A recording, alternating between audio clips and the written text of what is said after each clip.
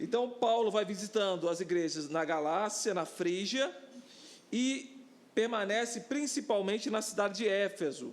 Ele fica ali durante 3 anos. E ali ele monta um seminário, que é ali na casa de Tirano. Ele monta esse seminário ali e fica durante 3 anos pregando o evangelho ali. E é tão poderoso que o que ele estava fazendo em Atos 19:10 diz que todos os que habitavam na Ásia ouviram a palavra. Então ele começou a enviar, ele fez uma escola missionária em Éfeso e começou a enviar gente para a Ásia inteira para proclamar o evangelho durante esses 3 anos.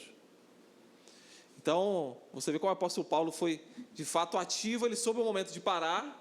O reverendo Rafael, ele falou sobre isso no último sermão, como a estratégia do apóstolo Paulo era de grandes cidades. A partir dessas grandes cidades, Éfeso era uma grande cidade, ele foi pregando para as menores, enviando gente para as menores cidades ao redor.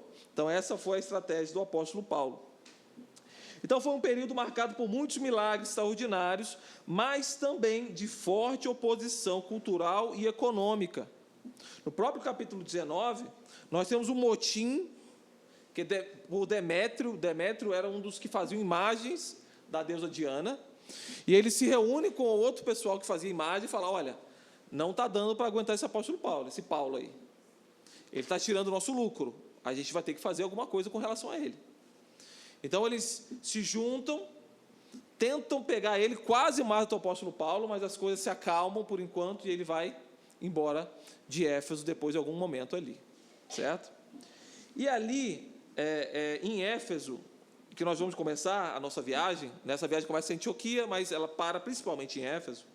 Nós vamos ver o capítulo 19, do versículo 21, que é onde inicia a nossa jornada com o apóstolo Paulo rumo a Jerusalém. É onde ele entende que é necessário ele ir para lá. Acabou de ser lido, não foi isso? Acho que o nosso querido Gerson, ele leu para a gente. Capítulo 19, Atos 19, versículo 21. Cumpridas essas coisas, Paulo resolveu, no seu espírito, ir a Jerusalém, passando pela Macedônia e Acaia, considerando, depois de haver estado ali, importa-me ver também Roma. Então, ali o apóstolo Paulo entende, e aí essa intenção não é uma mera intenção do seu coração, uma aventura que ele queria ter, mas ele entende no seu espírito que era necessário voltar e visitar algumas igrejas antes que ele chegasse a Roma. Então, o apóstolo Paulo, ele é convencido pelo Espírito Santo de Deus. Isso não foi mero desejo pessoal ou uma aventura, mas o Espírito Santo é que o impulsionava a fazer isso. Nós temos um termo grego, que é o termo dei, que é esse importa-me, em outras versões, é necessário. Esse termo, ele significa que é necessário, mas indica um decreto divino, um dever sagrado, algo maior do que uma mera vontade humana. Então, o apóstolo Paulo entende, ele era um homem, claro, um homem que era guiado pelo Espírito Santo de Deus, ele entende em si, entende no seu espírito, que era necessário voltar, e voltar a Jerusalém e depois ir a Roma. É óbvio que aqui ele não sabia quais seriam as circunstâncias dessa viagem. Eu acredito que ele seria, não, eu estou indo, vou conseguir visitar as igrejas, vou a Jerusalém, e depois eu vou prosseguir viagem e chegar até a capital do império. E uma coisa interessante disso também, é que há um paralelo com Cristo. Por quê? Jesus, ele voltou o rosto para Jerusalém, e assim o apóstolo Paulo também volta o seu rosto para Jerusalém. O apóstolo Paulo sabia nessa caminhada, e ele faz a mesma caminhada que Cristo. Cristo morreu fora dos portões de Jerusalém. O apóstolo Paulo também morre fora dos portões, obviamente, ele morre em Roma. Jesus morre pelo poder dos romanos, assim como o apóstolo Paulo. Então, o N.T. Wright chama isso de a paixão, o início da paixão de Paulo. Então, é o início dos seus sacrifícios, essa caminhada de Jerusalém que acaba em Roma. Então, aqui nós temos o início dessa paixão de Paulo. E ali nós vamos começar a ver os conflitos. E eu quero que essa, para mim, é a pergunta-chave para a gente hoje. Até onde você iria, mesmo sabendo que todos dissessem para você não ir a tal lugar? Eu acho que a gente fala que não ia. Todo mundo falando isso. Não vai, Tiago, não vai por aquele caminho. Eu lembro de uma vez, o Rafael estava indo para Paraíba. Eu estava sendo missionário lá, aí o Rafael estava no Rio de Janeiro ainda, o reverendo Rafael. E aí a gente foi se despedir. Aí a gente foi comer alguma coisa. Lembra desse dia? Você lembra, você vai lembrar. Fomos comer alguma coisa e tal, estávamos nos despedindo. E aí eu falei, Rafael, vamos subir o morro aqui, que é mais rápido para a gente chegar lá na avenida, que o nome da avenida lá. Aí o reverendo Rafael falou, Tiago, não é melhor a gente pular, é escuro e ali é perigoso. Mas eu falei, vamos pular. E aí o que aconteceu? Nós fomos, subimos o morro, aí ficou escuro. E aí nessa ocasião o que aconteceu? Fomos assaltados. Exatamente. Por desobediência minha, né? E aí fomos assaltados ali, né? Graças a Deus recuperamos todos os documentos. Aqui foi um milagre mesmo, né? Depois a gente recuperou todos os documentos, tudo. Foi milagre de Deus. Mas imagina isso. Todo mundo falando para você não ir por aquele caminho, mas você vai por aquele caminho. Eu acredito que você não iria. A outra pergunta. E se essa convicção que você sente não fosse sua, mas do próprio Deus? Aí muda a coisa. Claro que sim. Claro que eu ia. É o próprio Deus falando comigo. Para eu ir por aquele caminho, mesmo que todo mundo falasse, eu iria. É claro. Mas aí gera uma terceira pergunta. Como que eu vou discernir a vontade de Deus? Se é para eu ir ou não? Porque muita gente fala que é de Deus. Muita gente fala isso. Não, é vontade de Deus. E você vê, cara, eu acho que não é. Mas ele tem tanta convicção que é de Deus, que ele vai. Como é que a gente vai discernir esse negócio? É muito difícil discernir essa vontade de Deus. Então, agora, nesse momento, nós vamos ver alguns versículos, do capítulo 19 até o 21, que vão falar isso. Desse conflito de pessoas de Deus, pessoas que amavam o apóstolo Paulo, tentando dissuadir ele dessa ideia de ir até Jerusalém. Então vamos começar. Nossa viagem começa em Éfeso, e agora no capítulo 20, ele parte de Éfeso, e aí ele vai primeiramente para outra cidade, ele retorna, e ele vai para uma cidadezinha, que era uma cidadezinha costeira, chamada Assos. E ele não retorna a Éfeso, ele chama a liderança de Éfeso até lá, porque ele não queria se demorar na cidade de Éfeso. Olha o capítulo 20, versículo 16. Porque Paulo já havia determinado não aportar em Éfeso, não querendo demorar-se na Ásia, porquanto se apressava com o intuito de passar o dia de Pentecostes em Jerusalém, caso lhe fosse possível. Então ele já estava com isso na cabeça, ele sai de Éfeso, vai para algumas cidades, visitando igrejas, retorna, ao invés de passar em Éfeso, ele vai na cidadezinha de Assos e chama a liderança para se despedir deles. E aí nós vamos para o versículo 36, que já é a despedida dessa liderança. Então ele conversa com eles, tem o capítulo 20 todo, essa conversa que ele tem a liderança, uma conversa firme, uma conversa dura, entendendo que ele não mais os veria, ele entende isso, ele se despede, e aí no versículo 37 e 38, versículo 36, e tendo dito essas coisas, ajoelharam-se e orou com todos eles.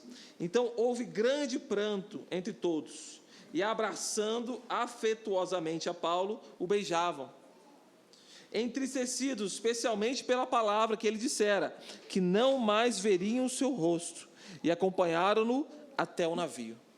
Então, é uma despedida muito triste, muito difícil, porque esses irmãos, pode ter sido, acho que, os irmãos que ele passou mais tempo no seu ministério, foram 3 anos.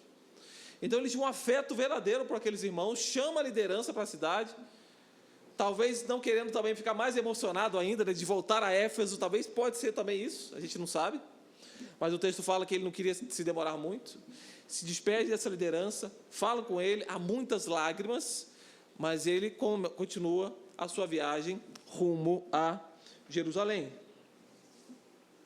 E aí o apóstolo Paulo, antes de Jerusalém, ele chega a uma outra cidade, que é a cidade de Tiro. E é lá que a coisa aperta mais ainda, na cidade de Tiro. Lá ele fica na casa de Filipe, né, tem as suas filhas que são profetisas, mas aparece um profeta chamado Ágapo. A gente está no capítulo 21, no verso 10. Então, tinha um profeta chamado Ágape, e ele faz uma profecia do estilo do Velho Testamento. Versículo 10, versículo 11. E vindo ter conosco, tomando o cinto, o Ágapo, né, está falando sobre isso, e vindo ter conosco, tomando o cinto de Paulo, ligando com ele os próprios pés e as mãos, declarou: isso diz o Espírito Santo, assim os judeus em Jerusalém farão ao dono desse cinto, e o entregarão nas mãos dos gentios. Quando ouvimos isso, olha isso, lembra, o reverendo Rafael falou isso no último sermão, Lucas começa a se colocar, Lucas está dentro do barco, então Lucas, ele é os nossos ouvidos, nossos olhos daquela viagem. Quando ouvimos, é Lucas falando, ele estava no meio. Quando nós ouvimos isso, essas palavras, tanto nós como os daquele lugar, rogamos a Paulo que não subisse a Jerusalém. Irmãos, o que você faria? Você recebeu uma profecia de um profeta que falou exatamente isso. Olha, você vai sofrer lá. Os próprios judeus vão entregar você aos gentios. Os irmãos escutaram aquilo. Obviamente, Ágapo não fala que ele não era para ir. Mas os irmãos escutam, o próprio Lucas, o autor do livro, escuta e fala: Paulo, não faz isso, Paulo. Por favor, você está ouvindo o que ele está falando. Ele é homem de Deus, Paulo. Ele é um homem de Deus, você vai contra o homem de Deus? Tantas igrejas fazem isso, né? É um homem de Deus. Como é que você vai contrário a ele, o que ele disse? Você está errado, Paulo. Você não pode fazer isso. Então, e aí o principal no versículo, calma aí, faça a vontade de Deus. E aí fala assim, através do Espírito, no versículo 21:4. Olha o que está dizendo. Eu esqueci dessa, tem a outra ainda, em Tiro. Versículo 21:4. Encontrando os discípulos, permanecemos lá durante 7 dias, e eles, movidos pelo Espírito, recomendavam a Paulo que não fosse a Jerusalém. Isso foi em Tiro, tá? Essa que eu falei agora foi em Cesareia. Em Tiro ele já recebe essa palavra. E foi pelo Espírito. Irmãos, foi pelo Espírito. Os irmãos crentes, pelo Espírito, falam a Paulo: não vai lá, Paulo, que vai acontecer alguma coisa com você, vai acontecer coisa ruim. E depois o que a gente leu, Ágapo falou, os irmãos falam, até Lucas fala para ele não ir. O que você faria nessa situação? Eu acho que você não ia. Eu acho. Tem que ter algo muito maior para falar. Eu vou contrário a tanta gente me falando, me alertando sobre isso, que terão cadeias, que vão ter perseguições, que vai ter morte, que pode acontecer uma série de coisas. Tem que haver algo. E deve haver algo para que eu possa ser contrário a isso. E o apóstolo Paulo tem 2 respostas a isso. Ele dá 2 respostas. Com tanta gente falando contrário para ele não ir a Jerusalém, ele dá 2 respostas. Agora eu quero que você volte no capítulo 20, no versículo 22 ao 24, que foi lido aqui. Olha as respostas do apóstolo Paulo. com relação a tudo isso que está acontecendo ao redor deles, tanta gente boa, tanta gente crente, tanta gente de Deus, que está falando das melhores intenções possíveis, mas está sendo contrário àquilo que Deus revelou a ele, aquilo que o próprio Cristo revelou. Capítulo 20, no versículo 22, a partir do 22. E agora, constrangido em meu espírito, eu vou para Jerusalém, não sabendo o que me acontecerá lá, senão que o Espírito Santo de cidade em cidade me assegura que me esperam cadeias e tribulações. Porém, nada considero a minha vida preciosa para mim mesmo, contanto que complete a minha carreira e o ministério que recebi do Senhor Jesus, para testemunhar o evangelho da graça de Deus. A primeira resposta do apóstolo Paulo é uma convicção não somente no seu espírito, mas no Espírito de Deus. O original aqui não é uma teimosia do apóstolo Paulo, mas no original dá o sentido que ele está amarrado no espírito. Esse constrangido que está aí escrito seria amarrado no espírito, ele está colado. Então há uma união do Espírito de Deus com o espírito humano do apóstolo Paulo, e que está dentro de nós também, porque o Espírito Santo de Deus mora em você, irmão. Se você é regenerado por Ele, se você foi salvo, o Espírito Santo de Deus está em você, e Ele fala conosco. Como aqui já foi falado muitas vezes, são os atos do Espírito Santo. É o Espírito Santo que conduz a igreja, irmãos.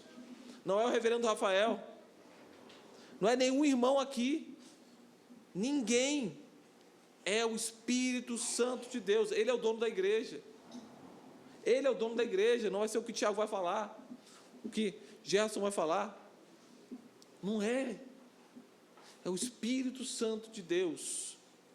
Então essa convicção do apóstolo Paulo vem através do Espírito Santo de Deus, da vida que ele tinha com ele. Então existia uma união entre o espírito humano de Paulo e o Espírito Santo de Deus. A união era tão clara que sua vontade era fazer a vontade de Deus. Era essa sua vontade.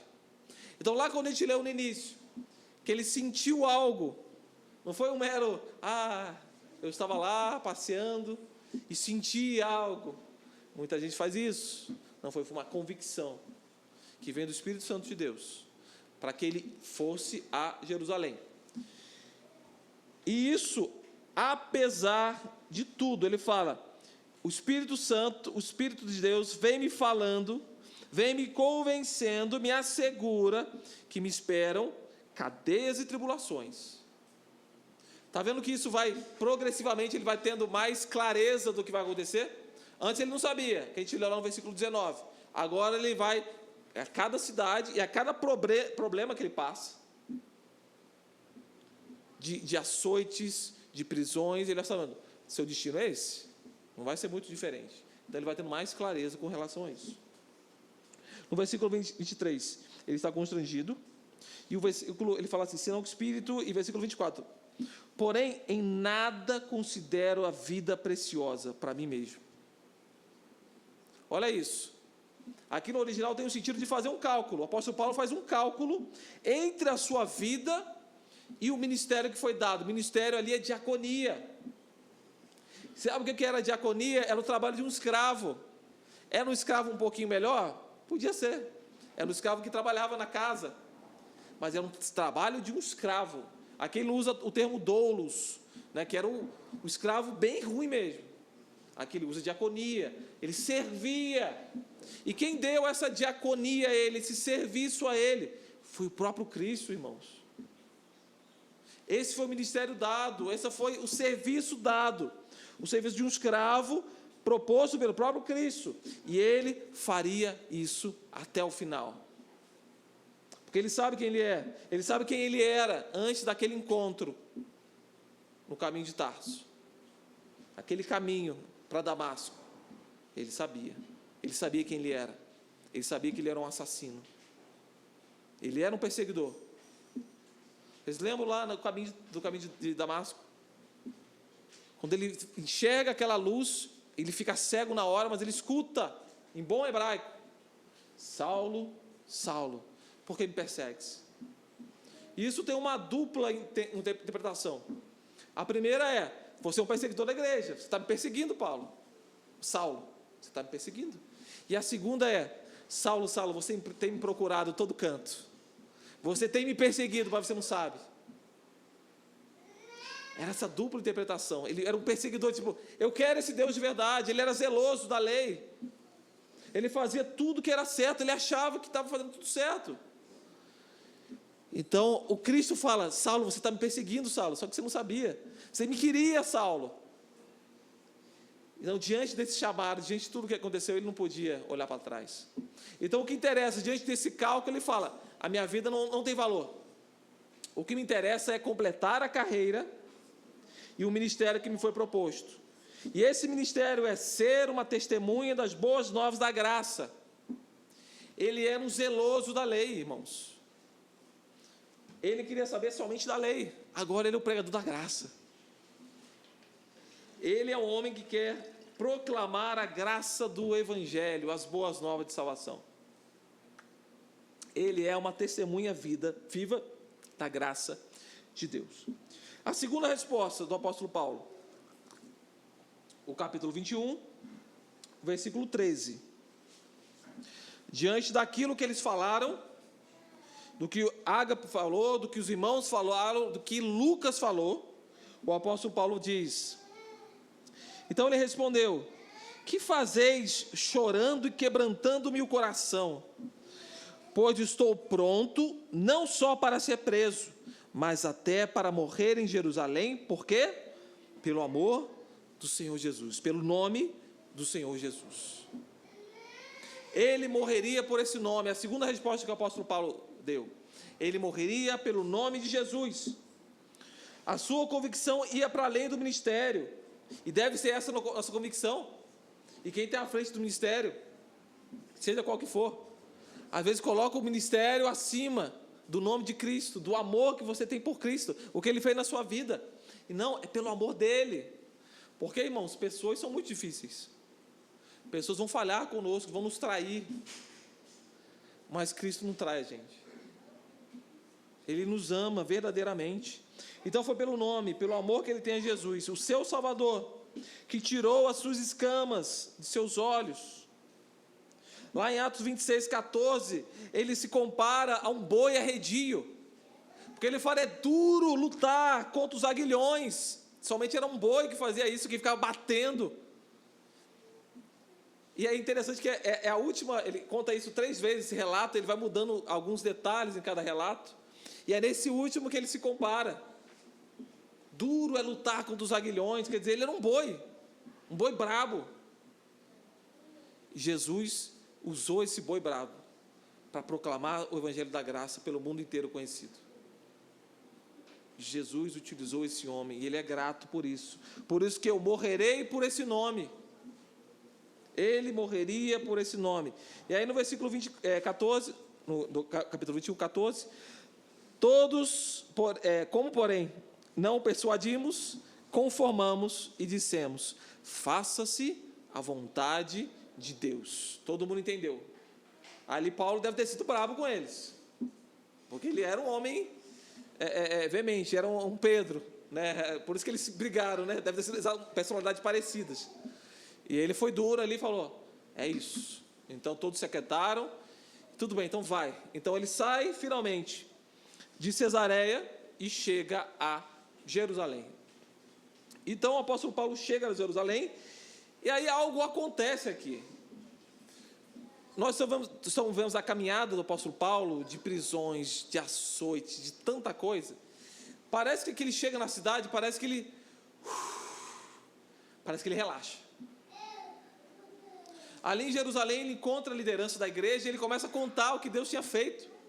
E aí todo mundo fica muito alegre, vendo como Deus tem trabalhado na igreja, proclamando o Evangelho, e parece que o apóstolo Paulo relaxa.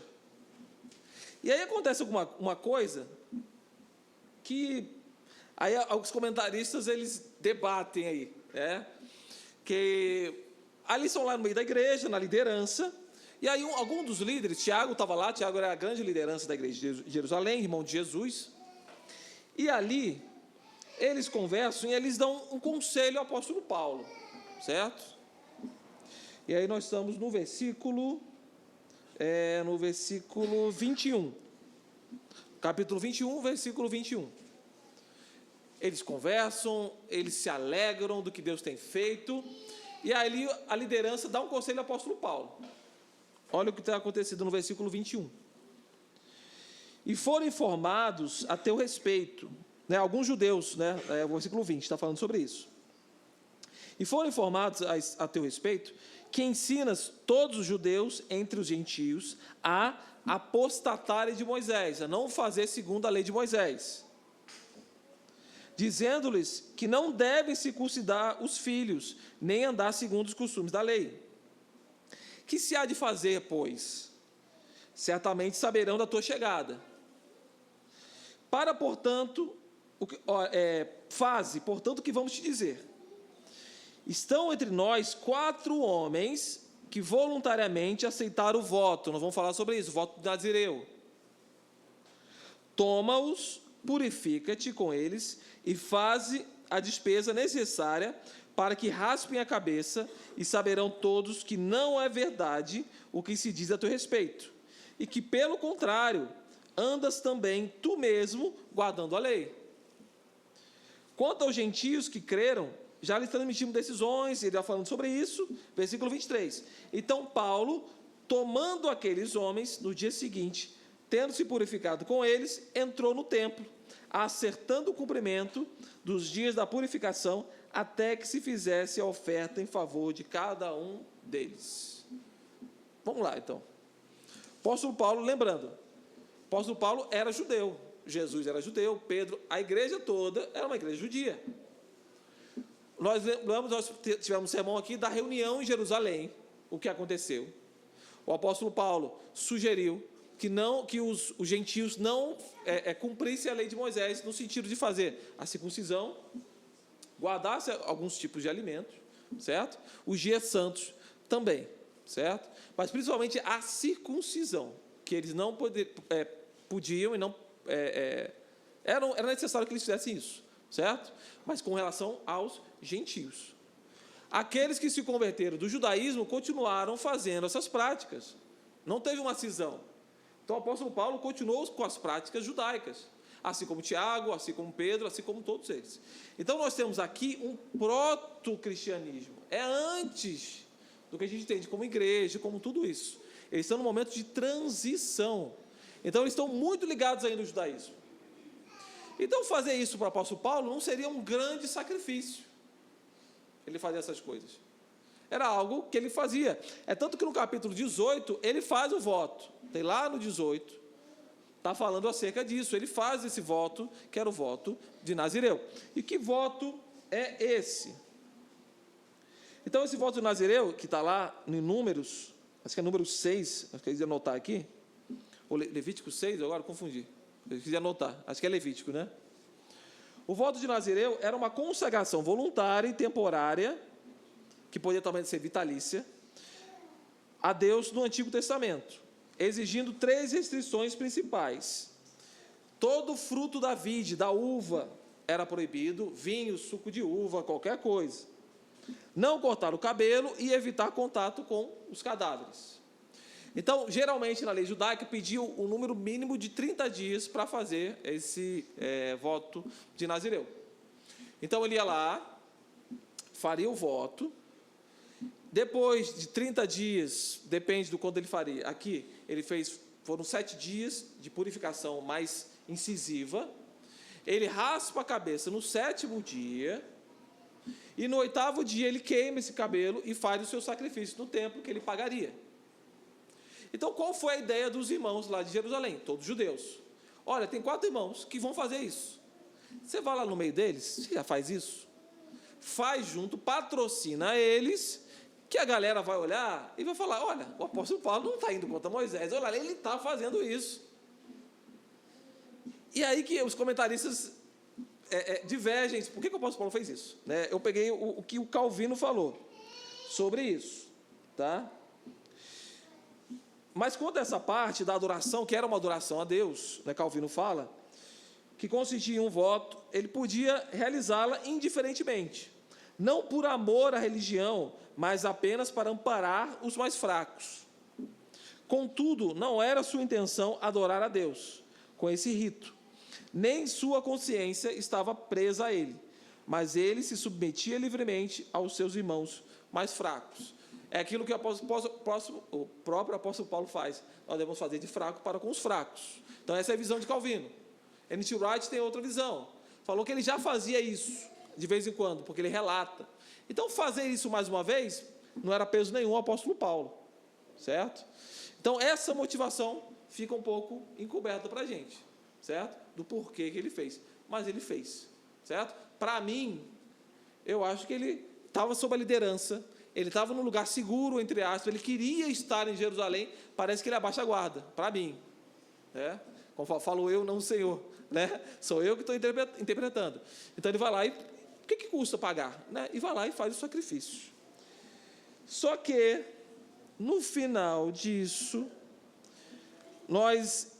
apóstolo Paulo esperando, a liderança esperando que tudo dê certo, que a galera não fosse desconfiar dele, o que acontece? Vamos lá para o versículo 27, no capítulo 21.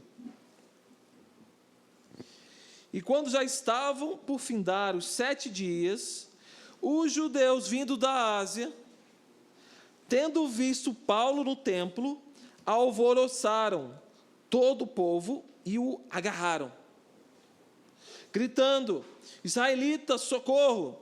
Esse é o homem que por toda parte ensina todos a serem contra o povo, contra a lei e contra este lugar. Ainda mais, introduziu até gregos no templo e profanou esse recinto sagrado. Pois antes tinham visto Trófimo, o Éfeso, em sua companhia na cidade, e julgavam que Paulo o introduzira no templo. Olha isso. Agitou-se toda a cidade. Havendo concorrência do povo, o agarraram a Paulo, arrastando-no para fora do templo. E imediatamente foram fechadas as portas. Vou até aqui. O texto continua, mas olha isso. Achando que ficaria tudo bem, achando que ouvindo a liderança, fez tudo certo, é uma ideia excelente, vai lá, quando ele está terminando, olha isso, um pessoal lá de Éfeso, que provavelmente foi aquele pessoal que já via o apóstolo Paulo, lembrando que ele ficou lá durante 3 anos, estava lá, viram o que o apóstolo Paulo fazia, pregando para gentios, falar, é agora que a gente pega eles. E era um momento muito difícil em Jerusalém, muito difícil. A temperatura estava alta contra o Império Romano, o nacionalismo judaico estava muito alto. Então você imagina isso, eles viram, olha lá, ele está aqui, ó. Agitaram todo mundo, pegaram ele e falou, ele está introduzindo gentios no templo, o que era mentira. Olha, viram o Trófimo, que conheciam lá de Éfeso, que era um gentio, que foi com Paulo para Jerusalém, e falaram, olha, se ele está aqui, com certeza ele botou ele no templo. E aí pegaram ele, o prenderam, e ali quase matam o apóstolo Paulo, e ele é salvo por um comandante. A história continua, e ele é salvo por um comandante ali, e ele não é morto. Mas olha que interessante, se nós pensarmos, fugindo se fosse o caso, né? Se fosse uma tragédia grega, tinha tudo a ver. Os heróis gregos, eles tentam lutar contra o destino. E aí eu vou usar muito esse termo destino, porque nós crentes e cristãos, nós não acreditamos em destino. Isso é uma coisa grega, de fato.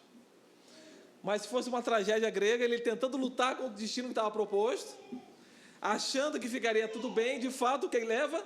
Ele leva exatamente o contrário, a que o destino proposto, entre aspas, fosse cumprido.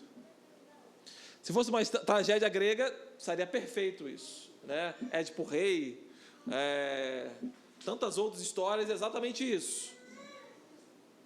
Você tenta lutar contra o destino, e o destino é uma força aleatória, são os deuses que vão brincando com os homens e fazendo o que eles querem, e os seres humanos nunca sabem de nada o que está acontecendo.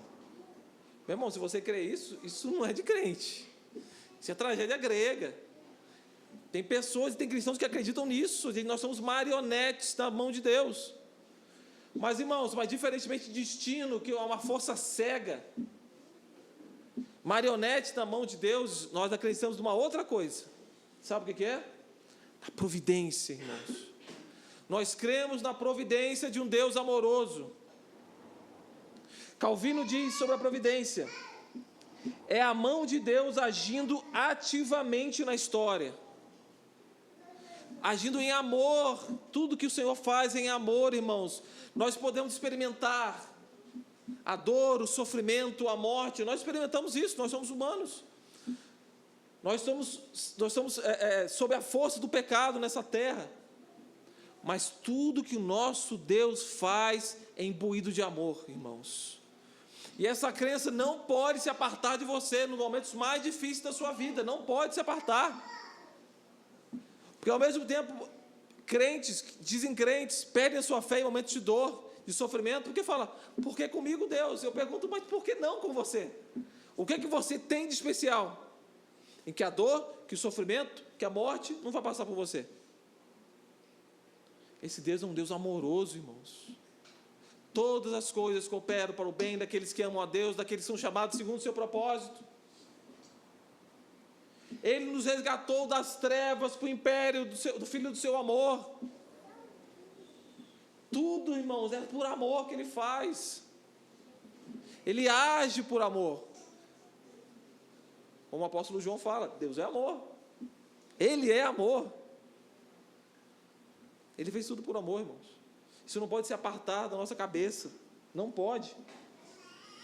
Então o nosso Deus, Ele age de forma ativa.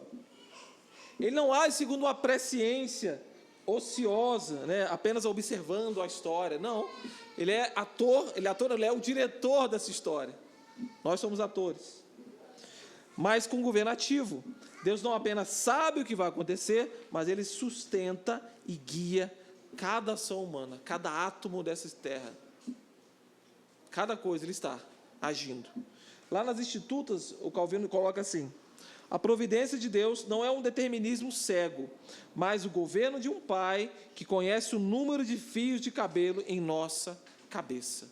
Ele é o nosso pai. E Ele é um pai amoroso.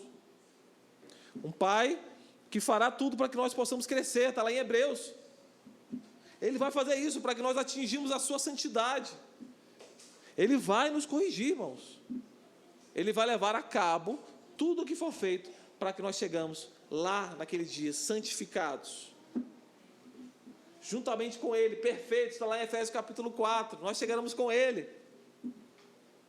lá seremos como o nosso Deus é, nosso Cristo é, nosso Pai, nosso filho, o nosso irmão Jesus, como Ele é, a imagem perfeita, como Ele é, estaremos lá na glória.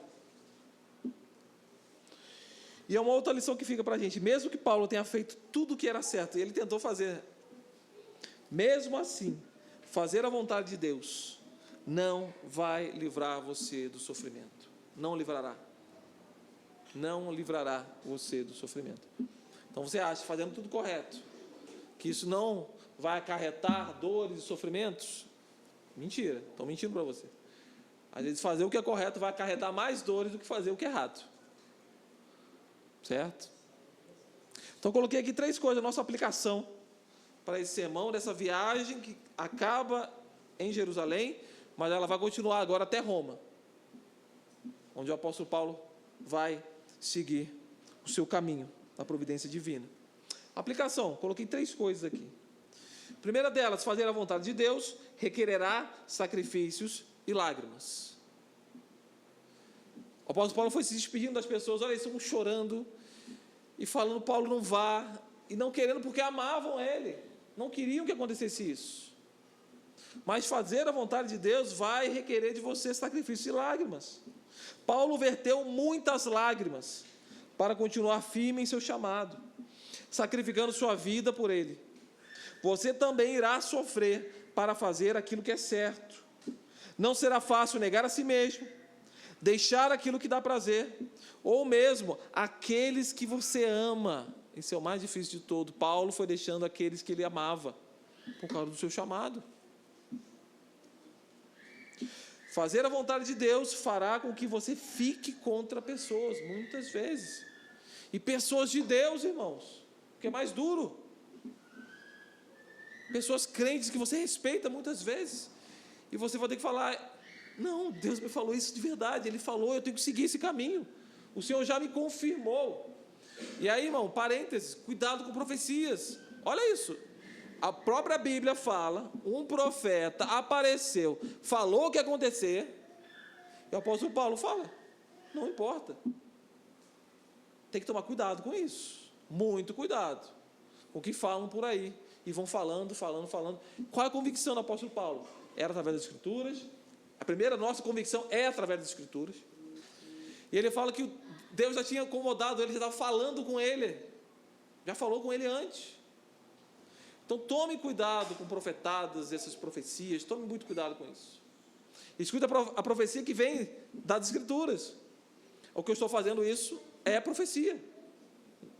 Isso é chamado de profecia. O apóstolo Paulo chama isso de profecia. Quando nós abrimos as Escrituras, ela revela através do Espírito Santo de Deus, nós lemos ela e nós entendemos e fala, isso é profecia, está aqui, ó, profecia revelada, está aqui. O Espírito Santo de Deus fala conosco através das Escrituras. Fala através dos irmãos? É claro que fala. É claro que fala. Eu posso estar sem querer falando para a tua vida, eu não sei. Mas o Senhor Jesus, através do Espírito Santo de Deus, usa as minhas palavras aqui para falar com você. E eu não faço ideia, mas Ele está usando. Como eu falei com a Thaís antes de sair, Deus usa mulas de vez em quando, né? Para falar. Está aqui uma. Ele usa. Ele usa. Então, se Ele usou até uma mula, o que não vai usar? O nosso irmão em Cristo Jesus. Né? Mas tome muito cuidado com isso. A segunda coisa, fazer a vontade de Deus te fará... a segunda coisa é, fazer a vontade de Deus fará com que você fique contra as pessoas. E aí tome muito cuidado com isso. Use com muita parcimônia, com cuidado. Por quê? Porque nós devemos escutar as pessoas, e você pode estar errado. Então tome cuidado. A gente falou que é Deus que me disse, não vai escutar ninguém. Não é isso. O Tiago não está falando isso. Então vai chegar, eu tenho uma convicção no meu coração, na minha cabeça, e é para fazer isso, e eu vou fazer, porque lá o pregador falou isso. Não é isso. Tome cuidado. Por isso é necessário ter uma convicção daquilo para o que Jesus te chamou. Paulo tinha isso, você tem? Então escute as pessoas, tá? Mas sempre tome cuidado com relação a isso. Tá? Escute o seu pastor, escute o conselho de irmãos crentes verdadeiros, escute, pondere, tá? Mas fazer a vontade de Deus vai fazer com que você vá contra pessoas, sim. Terceira e última coisa, fazer a vontade de Deus te fará mais feliz, mesmo em meio ao sofrimento. E esse é o grande paradoxo da fé, as ideias contrárias. Eu vou me sentir triste fazendo a vontade de Deus? Em algum momento pode sim, não é tão fácil, não é fácil. Mas, meu irmão, quando aquilo está feito, quando você tem a sua consciência tranquila com relação àquilo, você sente uma paz tão grande, uma alegria que vai invadir o teu coração, porque você fez aquilo que Deus mandou que você fizesse. Então é no trabalho, principalmente no trabalho, a gente tem que, às vezes, ferir éticas ali. Às vezes é um cliente que quer algo que você sabe que vai prejudicar outras pessoas, você quer fechar a venda, e você fala, eu vou fazer. Pode ser tantas coisas, irmãos. Pode ser uma chefia pedindo algo para você. Pode você que vai ter que pedir para o seu subordinado algo que vai ferir a ética, que vai ser algo errado. Mas eu tenho que entregar resultado. E aí? Então, às vezes, não vai ser fácil. Você vai ficar triste naquele momento ali. Mas depois daquilo feito, a consciência tranquila, eu fiz o que era certo. A paz de Cristo vai invadir o seu coração, eu garanto isso, irmãos. Você será mais feliz por causa disso. Você sofrerá, mas estará feliz fazendo o que Deus quer que você faça. Mesmo com lágrimas, indo contra as pessoas, você estará cada vez mais próximo daquilo pelo qual Deus te chamou a fazer nessa terra. E eu quero fechar com Filipenses 3, 13 e 14.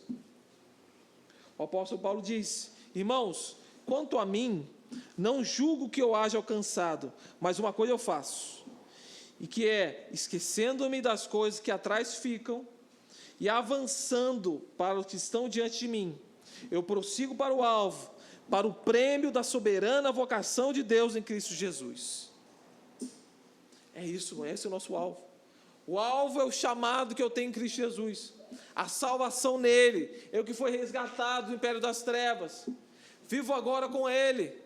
O apóstolo Paulo fala que nós temos agora toda sorte de bênçãos espirituais nas regiões celestiais. Irmãos, é agora, é o já e o ainda não. Eu já tenho algo, eu já tenho gotas, eu já tenho alguma coisa daquilo que virá, irmãos, porque já aconteceu. Eu já estou sentado nas regiões celestiais com Cristo Jesus. É presente, mas também é escatológico, vai se cumprir lá naquele grande dia, irmãos. Então é essa promessa que nós devemos nos agarrar. A promessa da sua vinda, a promessa da glória futura, sabendo que tudo que acontece aqui, todas as coisas boas e ruins, é um Deus que pela sua providência está guiando a história, irmãos. Não é algo arbitrário, como lá dos deuses acreditavam, que muitos acreditam, infelizmente, que nós somos joguetes dos deuses, jogados de lá para cá, sem propósito nenhum, um destino caótico. Não. Nós acreditamos na providência do Senhor, que conduz a história, e Ele é o grande diretor, que conduzirá até aquele grande dia, em que as cortinas serão abertas, e nós veremos de fato como é, como diz o apóstolo Paulo, nós veremos como Ele nos vê, e aí não haverá mais mistério, veremos o quê? Face a face. Amém, irmãos? Então, confie, entregue a Ele, e faça aquilo que deve ser feito. Amém? Que essa palavra possa ter abençoado a tua vida. Eu vou orar e depois vou convidar o reverendo Rafael para fazer a bênção final. Oremos. Senhor Jesus, muito obrigado pela tua palavra, Senhor. Que possamos nos agarrar dela, saber, Pai, que Deus conduz a história. Não é arbitrário, não é um destino cruel e cego, mas é um Deus amoroso, um Deus que nos ama, um Deus que enviou o seu único Filho por nós, meros pecadores. Quando nós ainda éramos pecadores, Ele se entregou por nós, para nos resgatar, para nos salvar, Senhor. E é isso que nós nos agarramos. Obrigado pela vida do apóstolo Paulo, que apesar de cadeias, sofrimentos e dores, carregou esse evangelho dado por Cristo Jesus, Pai, naquele caminho em que ele era um cego e ele passou a ver verdadeiramente, Senhor. Muito obrigado por tudo, Pai. Nos abençoe e nos guarde. E é isso que eu imploro a Ti e te peço, Senhor, no doce nome de Jesus. Amém.